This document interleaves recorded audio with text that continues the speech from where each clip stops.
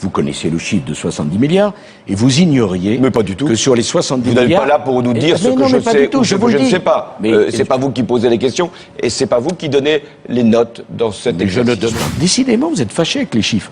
Vous êtes de la Cour des comptes. Vous devriez connaître les chiffres. C'est que, quoi qu'il arrive, quoi qu'il se passe, vous êtes content.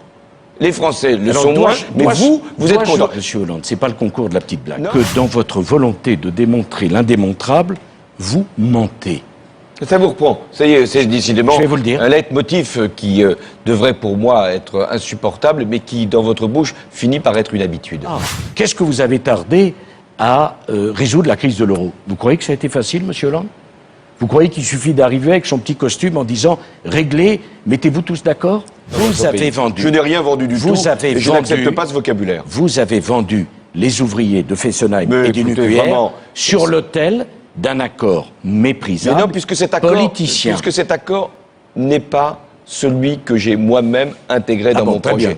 C'est un problème de tsunami et je ne pense pas qu'aux frontières du Rhin, il y ait un problème de tsunami. Moi, président de la République, j'essaierai d'avoir de la hauteur de vue pour fixer les grandes orientations, les grandes impulsions. Vous venez de nous faire un beau discours, on en avait la larme à l'œil. Mais c'est le même François Hollande qui, quand il s'enflamme en mimant François Mitterrand, dans les meetings, dit « Je ne garderai aucun des magistrats, aucun des policiers, là, vous avez fait une erreur d'interprétation. Vous n'étiez pas dans ces réunions, visiblement. Qui ont travaillé aux côtés de Nicolas Sarkozy. Vous avez une phrase? Pas une, plusieurs. Donnez-les-moi. Plusieurs. Donnez-les-moi. Je vous les enverrai demain. Oui, je veux bien. Par un courrier que tous ceux qui nous suivent savent que je n'ai jamais prononcé de telles phrases. Vous avez dit. Vous avez nommé partout vos proches. Puis-je terminer? Et c'est ce que les Français savent parfaitement, y compris pour la magistrature. Et c'est une calomnie. Vous êtes un toujours les mêmes mots, calomniateur en disant ça. Monsieur Hollande. Oui.